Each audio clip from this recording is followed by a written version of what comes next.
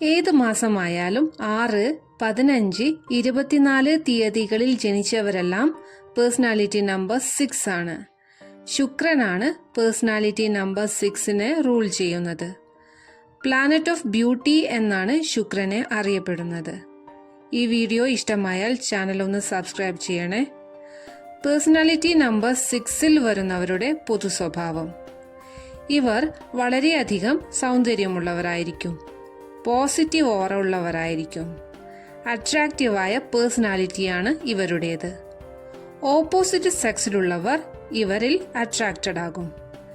ഇവർ luxury items മാത്രമേ തിരഞ്ഞെടുക്കൂ, ചെറിയ സാധനങ്ങളിലേക്കൊന്നും കൈ പോവില്ല. ക്ലെൻലിനെസ്സിന് ഇമ്പോർട്ടൻസ് കൊടുക്കുന്നവരാണ്.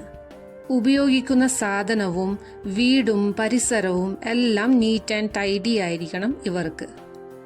എപ്പോഴും സന്തോഷവാന്മാരും സന്തോഷമായിട്ടിരിക്കാനും ആഗ്രഹിക്കുന്നവരാണ്. നമ്പർ 6 സക്സസിന്റെ നമ്പറാണ്. They love to travel allot.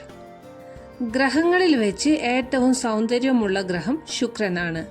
അതുകൊണ്ട് തന്നെ പേഴ്സണാലിറ്റി നമ്പർ 6ലുള്ളവർ കൂടുതൽ സൗന്ദര്യമുള്ള വസ്തുക്കളോട് ആകർഷകത കാണിക്കുന്നവരായിരിക്കും.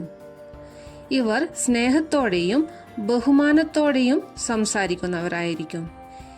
എന്ത് പ്രോഗ്രാമിലും ഇവർ ഹോസ്റ്റായി വന്നാൽ ആ പരിപാടി സക്സസ്ഫുൾ ആകും. വളരെ ഡിപ്ലോമാറ്റിക്കും മാനിപ്പുലേറ്റീവും ആയിട്ടുള്ള ആൾക്കാരാണ് ഇവർ. They will opt for love marriage. ഇവർ ബ്രാൻഡ് കോൺഷ്യസ് ആയിരിക്കും, അതായത് ബ്രാൻഡഡ് സാധനങ്ങൾ വാങ്ങാൻ താല്പര്യം കൂടുതൽ കാണിക്കും. പുറം രാജ്യങ്ങളിൽ ജോലിക്ക് പോകാൻ സാധ്യത കൂടുതലാണ്. ഇവർ ഫാമിലി ഓറിയന്റഡ് ആയിട്ടുള്ള ആൾക്കാരായിരിക്കും. മറ്റുള്ളവർക്ക് സൗജന്യ സേവനം നൽകുന്നവരാണ്. ചെയ്യുന്ന എല്ലാ കാര്യങ്ങൾക്കും നല്ല വ്യക്തതയുള്ളവരായിരിക്കും. ഒന്നിൽ കൂടുതൽ മേഖലകളിൽ അറിവുള്ളവരായിരിക്കും. അതായത് ഈ വ്യക്തി ഒരു ഡോക്ടർ ആയിരിക്കാം, കൂടെ ന്യൂമറോളജിയിലും അറിവുണ്ടാകും. ഒരു പ്രശ്നത്തിന്റെ ഇടയിൽ ചേർന്ന് നയപരമായി കാര്യങ്ങൾ സോൾവ് ചെയ്യാൻ കഴിവുള്ളവരാണ്. These people are romantic. ലക്ഷറിയുടെ നമ്പറാണ് 6.